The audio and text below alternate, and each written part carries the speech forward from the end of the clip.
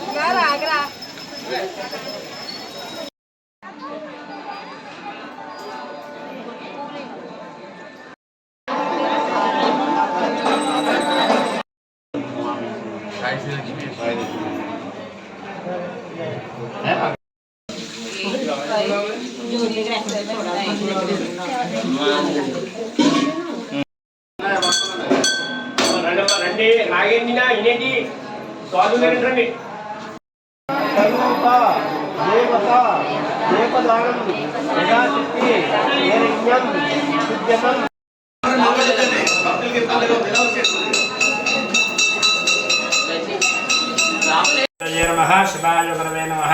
न कार्तीक समोमासः न परमेश्वर समदैवः అని చెబుతోంది శాస్త్రం. పరమ పవిత్రమైనటువంటి కార్తీక మాసముతో సమానమైన మాసము కానీ పరమేశ్వరుడితో సమానమైనటువంటి దైవము కానీ లేదు. అటువంటి పరమ పవిత్రమైనటువంటి కార్తీక మాసంలో ఈ సంవత్సరం 4వ సోమవారం నాడు సోమవారం నాడు ఏమి చేయాలి అంటే, సోమవారం ఈశ్వరుడికి చాలా ప్రీతికరమైనటువంటి రోజు. ఆ రోజు అభిషేక ప్రియో శవ, అభిషేక ప్రియుడు పరమేశ్వరుడు.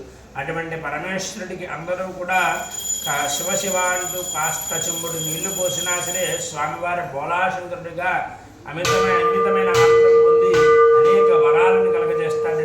అలాగే కార్తీక మాసంలో మనం ముందుగా ఏం చేయాలంటే, కార్తీక మాసే స్నానం ఉచ్యతే. మామూలు రోజుల్లో ప్రతిరోజు కూడా స్నానం చేస్తాం, కానీ ఆ ప్రతిరోజు చేసేటువంటి స్నానాన్ని మన శరీరం శుభ్రపరచడానికి చేసుకుంటాం.